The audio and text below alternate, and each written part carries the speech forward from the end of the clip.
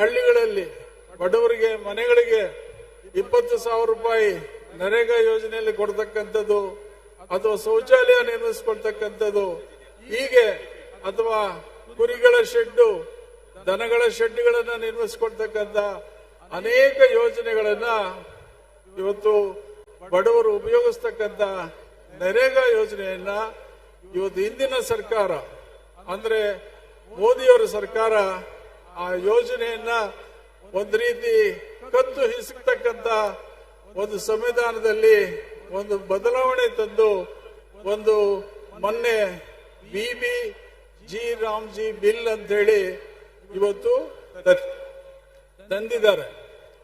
ಇದು ಇಡೀ ನರೇಗಾ ಒಂದು ವ್ಯವಸ್ಥೆಗೆ ಒಂದು ರೀತಿ ಒಂದು ಕಡಿವಾಣ ಹಾಕ್ತಕ್ಕಂಥ, ಅದನ್ನ ಸಂಪೂರ್ಣ ಕತ್ತು ಹಿಸುಕ್ತಕ್ಕಂಥ ಕೆಲಸವನ್ನ ಇವತ್ತು ಸನ್ಮಾನ್ಯ ಮೋದಿಯವರು ಮಾಡಿದ್ದಾರೆ.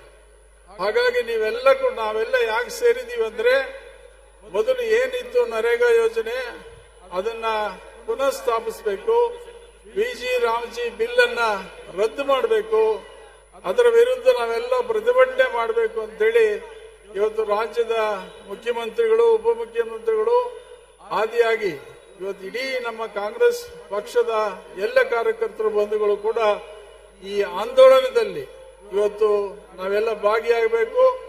ಇಲ್ಲಿಂದ ಇಡೀ ವರ್ಷ ಬಹುಶಃ ನಾವು ಪ್ರತಿ ಪಂಚಾಯಿತಿಯಲ್ಲಿ ಗ್ರಾಮದಿಂದ ಗ್ರಾಮಕ್ಕೆ ಈ ಒಂದು ಕಾಲ್ನಡಿಗೆಯಲ್ಲಿ ನಾವು ಇದರ ವಿರುದ್ಧ ಪ್ರತಿಭಟನೆ ಮಾಡಿ ನರೇಗಾ ಯೋಜನೆಯನ್ನ ಪುನಃಸ್ಥಾಪಿಸ್ತಕ್ಕಂಥ ಒತ್ತಾಯವನ್ನ ಕೇಂದ್ರ ಸರ್ಕಾರದ ಮೇಲೆ ತರುವಂತ ಕೆಲಸ ನಾವೆಲ್ಲರೂ ಮಾಡಬೇಕು ಅಂತ ಹೇಳಿ ಇವತ್ತು ಸೇರಿದ್ದೀವಿ.